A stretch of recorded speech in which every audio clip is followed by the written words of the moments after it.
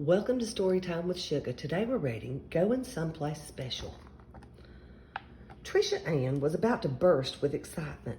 Crossing her fingers and closing her eyes, she blurted out her question. Mama Frances, may I go to someplace special by myself today? Pretty please? I know where to get off the bus and what streets to take and all. Although it had another name, Tricia Ann always called it something place special because it was her favorite spot in the world. Please, may I go? Pretty please, with marshmallows on top. I don't know if I'm ready to turn you loose in the world, Mama Frances answered, tying the sash of Tricia Ann's dress. Going off alone is a mighty big step. I'm ready, the girl said, taking a giant leap across the floor. See what a big step I can make. Mama Frances chuckled, all the time studying her granddaughter's face.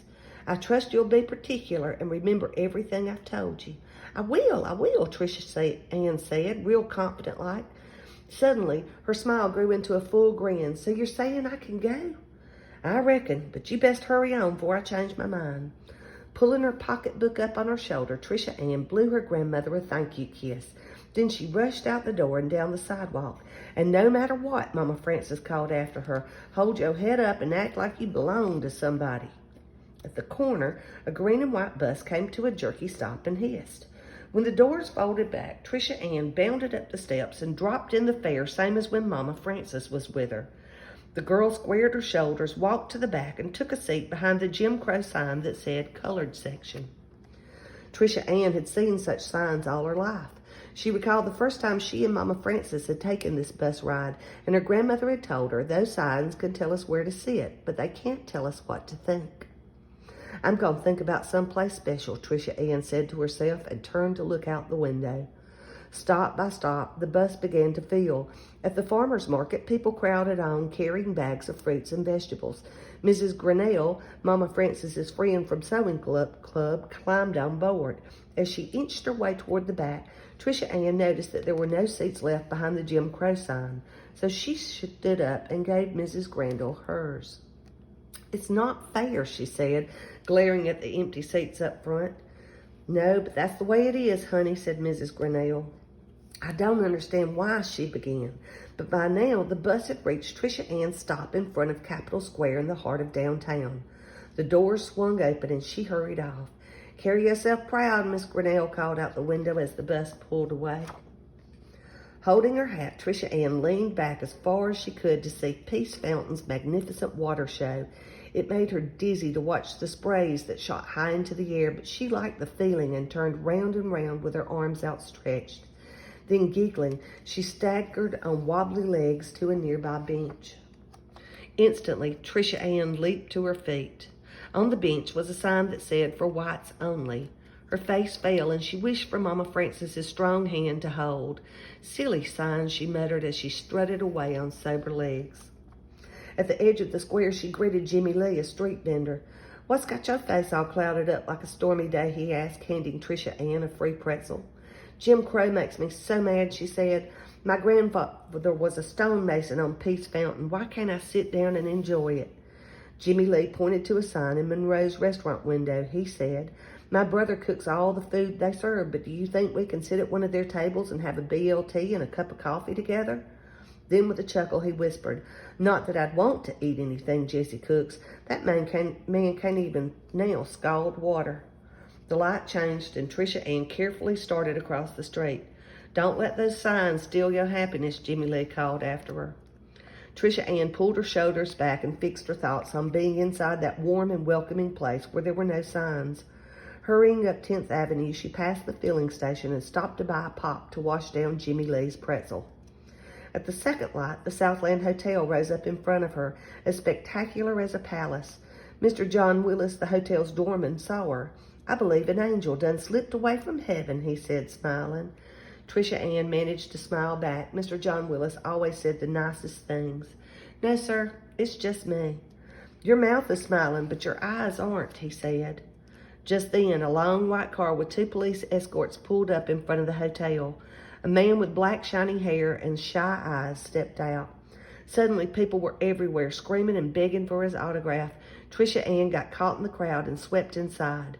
So often, she'd wondered what it would feel like to walk on the royal red carpet that covered the double winding staircase, or to stand in the light of the chandelier that looked like a million diamonds struggling together. Now there she was, smack in the middle of the Southland Hotel's grand lobby. Somebody pointed at her. What is she doing in here? It seemed as if the whole world had stopped talking, stopped moving, and was staring at her. The manager pushed his way to the front of the crowd. What makes you think you can come inside? No colored people are allowed, and he shooed the girl away with his arms. Tricia Ann backed out, shaking her head. I didn't mean, she said, trying hard not to cry.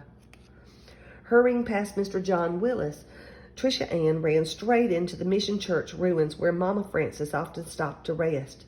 There, in the protection of the walled garden, the girl let the tears come. Getting to some place special isn't worth it, she sobbed. I'm going home. My flowers have been watered already, came a voice above her. It was Bloomin' Mary, an elderly woman who took care of the garden with neither permission nor pay. Everybody said she was addled, but Mama Frances didn't agree.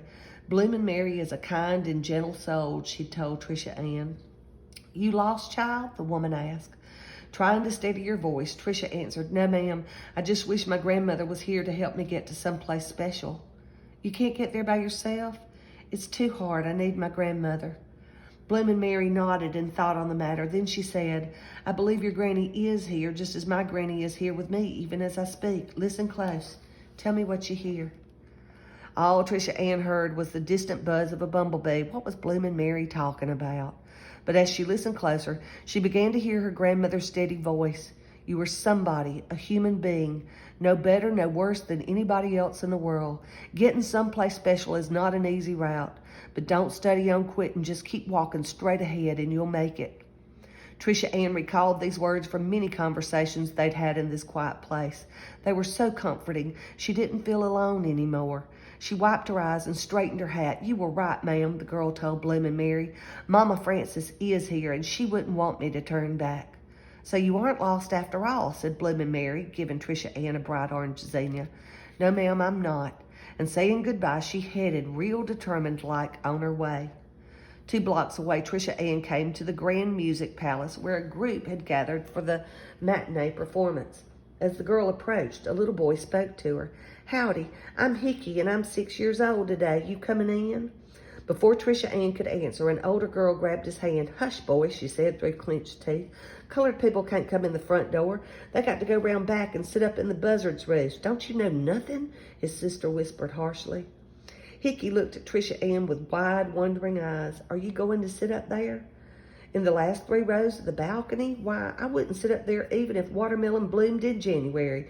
Besides, I'm going to someplace very, very special, she answered. And then Tricia Ann skipped away. I want to go where she's going, she heard Hickey say as his sister pulled him through the door. At the corner, Tricia Ann saw a building rising above all that surrounded it, looking proud in the summer sun. It was much more than bricks and stone. It was an idea. Mama Frances called it a doorway to freedom.